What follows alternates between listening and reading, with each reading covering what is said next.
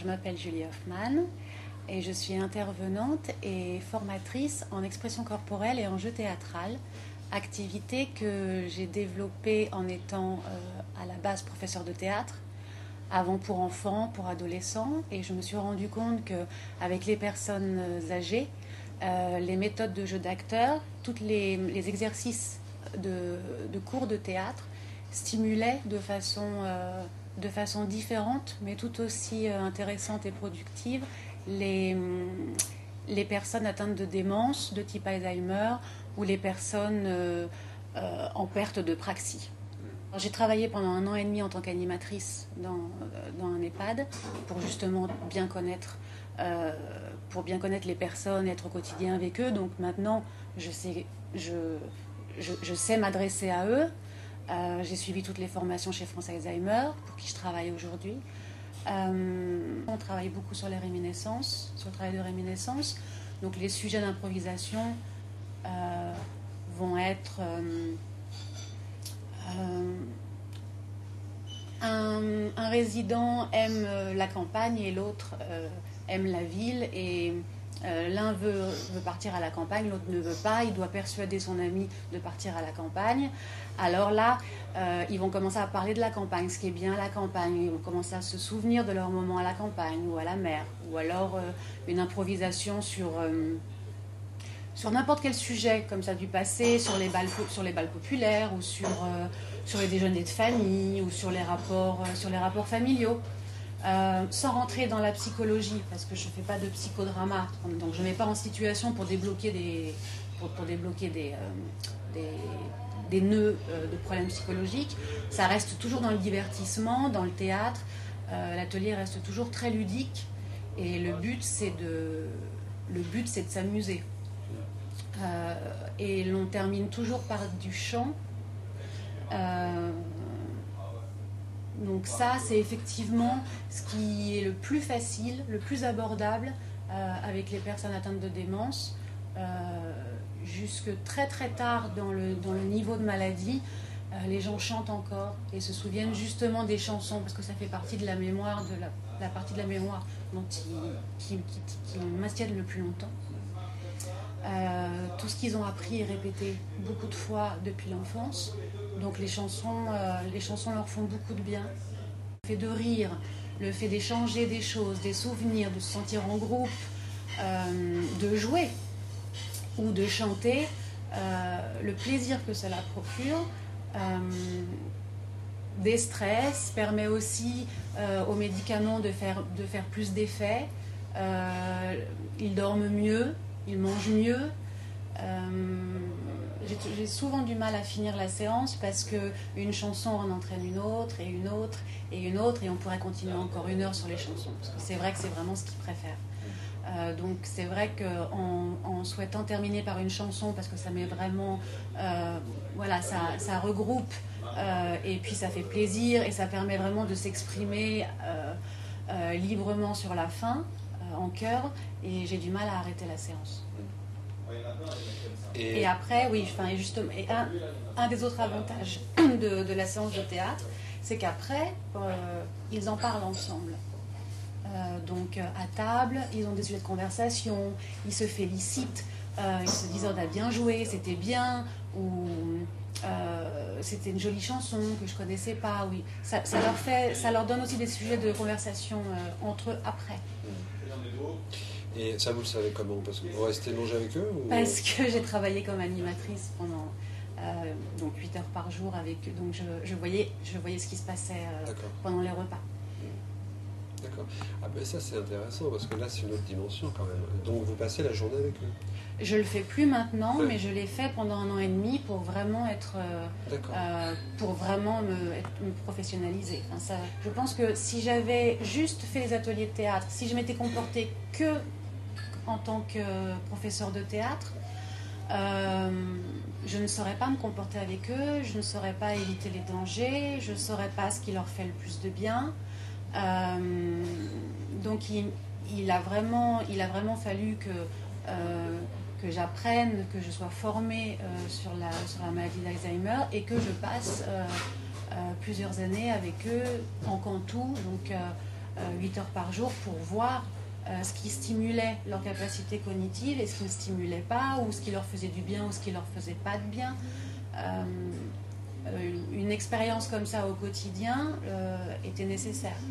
Il y a des exercices de base et puis il y a des exercices qui sont différents à chaque séance. Déjà, chaque séance a un thème qui va être le thème d'improvisation, le voyage, le dîner, l'enfance, les sucreries. Il va y avoir un thème toujours sur lequel on va travailler pendant 1 heure, autant au niveau des émotions que jusqu'à l'improvisation ou le chant. Par exemple, le thème de l'amour, je vais leur faire travailler ou exprimer des émotions qui sont proches de l'amour ou des sentiments positifs. Une façon de se dire bonjour, par exemple, de façon en s'aimant beaucoup, en se détestant. Et petit à petit, on arrive à une improvisation avec comme thème, par exemple, une personne qui doit...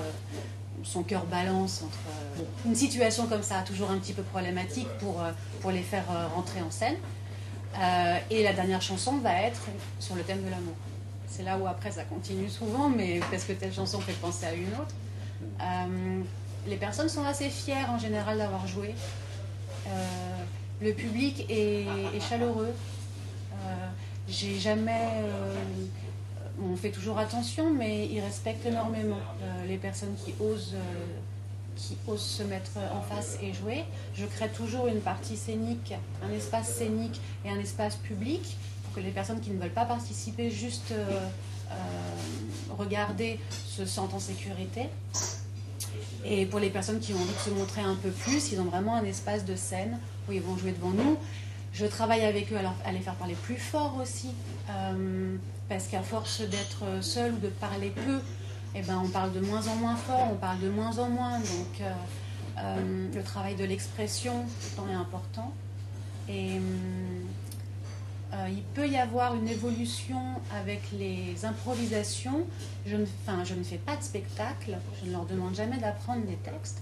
Mais on peut faire des petits films, des petits films à chaque fois, des improvisations. On peut les filmer pendant leurs improvisations et en faire un montage et un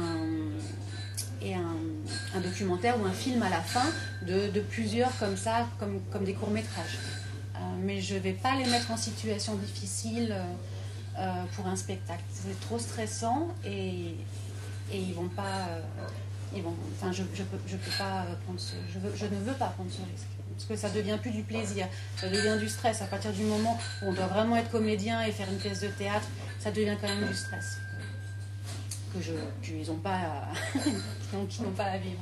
Et aujourd'hui, donc, je suis formatrice pour France Alzheimer, où je forme les animateurs, le personnel soignant et les animateurs de maisons de retraite et d'accueil de jour à cet atelier. Parce que je pense que les animateurs ont en eux, de façon naturelle, le tempérament, l'énergie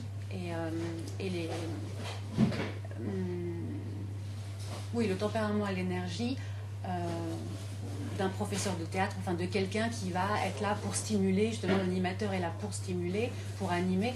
Donc tous les exercices de théâtre, ce sont des outils que je lui donne, dont il peut se servir facilement, puisqu'il a l'habitude de chercher la réaction chez le résident.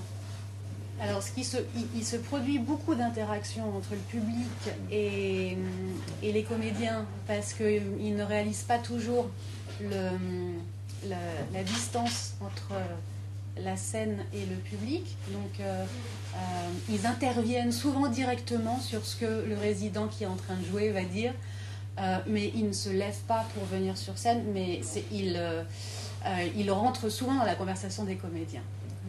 Je dois souvent dire attendez, pour l'instant, on les écoute jouer, après on en parlera, ou je laisse faire, ça dépend.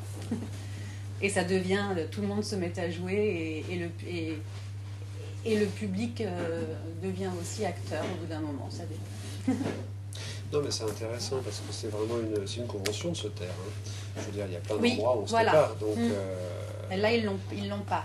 Ils l'ont pas. Enfin, plus ou moins. Ils l'ont pas, ils l'ont plus, ça dépend.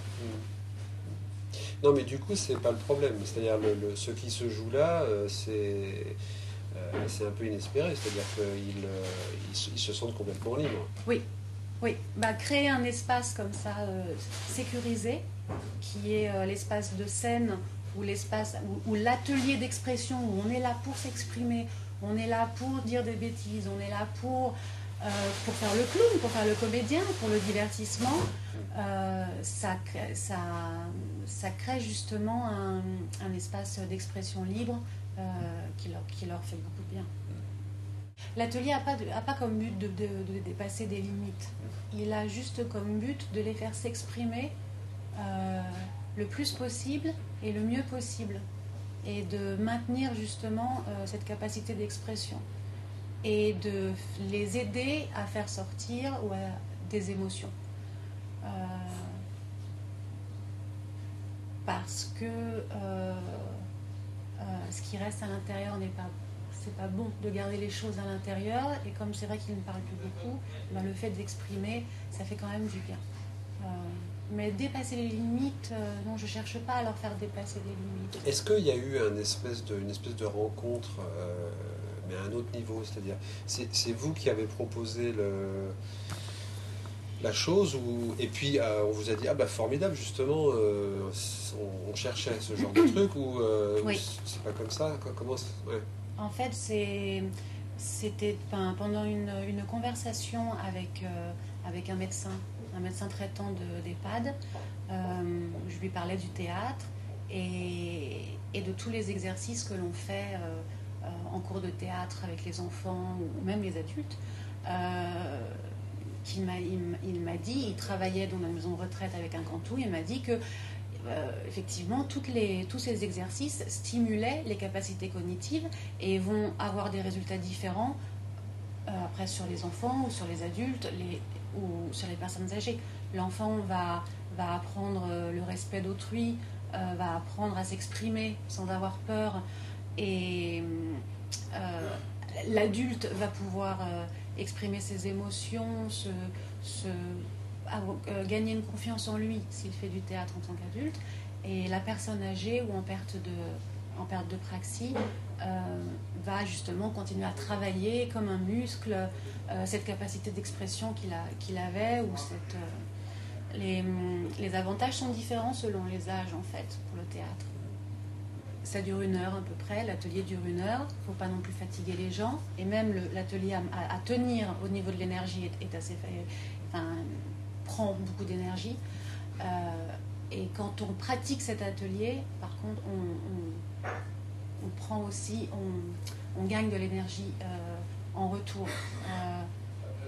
Je ressors toujours d'un atelier avec le sourire, en ayant ri, et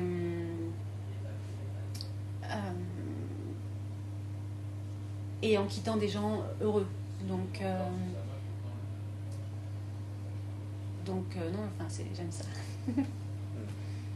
C'est difficile parfois au début, c'est difficile de commencer parce que il faut les stimuler tout le temps, il faut quand même avoir énormément d'énergie, puis les regarder toujours droit dans les yeux, être très très concentré sur chaque personne, savoir faire aussi en sorte que personne ne s'ennuie ou faire attention à tout le monde. Mais après, quand l'atelier se termine et qu'ils ne sont pas pressés de partir et qu'ils commencent à parler ensemble ou à continuer à chanter, c'est très agréable.